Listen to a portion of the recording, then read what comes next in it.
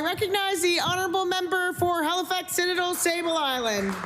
Well, Speaker, the deadline is almost upon us. By March 31st, this government committed to protecting 15% of Nova Scotia's land and water.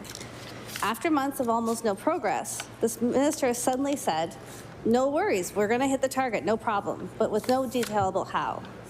Nova Scotians need to know, they have the right to know, what's being protected before we can celebrate this milestone.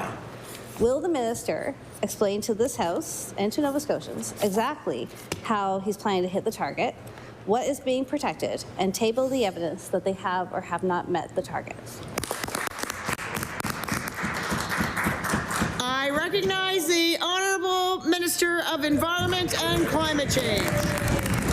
Thank you, Madam Speaker. Madam Speaker, since 2021, Nova Scotia has made significant progress in land and water conservation. We have preserved thousands and thousands of hectares of land and water.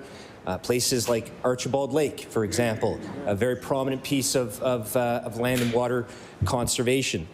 Madam Speaker, we have a collaborative protected areas strategy which guides us in land and water conservation.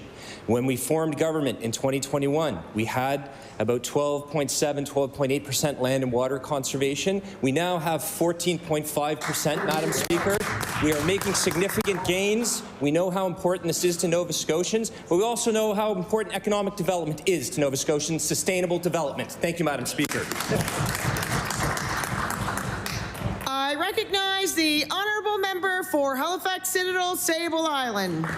Madam Speaker, the fact is that the agreement for 15%, not 14.5%, has a deadline. Yep. And a number, and real numbers tied to it, real money, $28.5 million.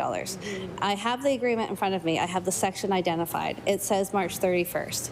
This government is not in a position to be giving up money from the federal government. My question for the minister is, since we're missing the target, how much money will be given back?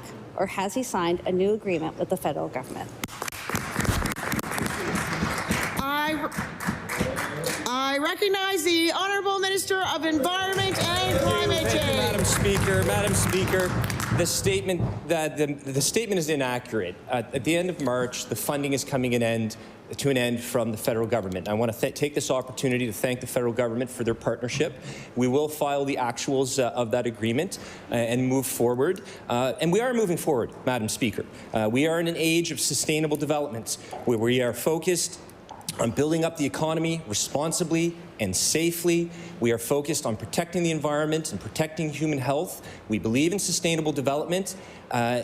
We know that party does not believe in development or progress. NDP, no development or progress party, Madam Speaker. Thank you.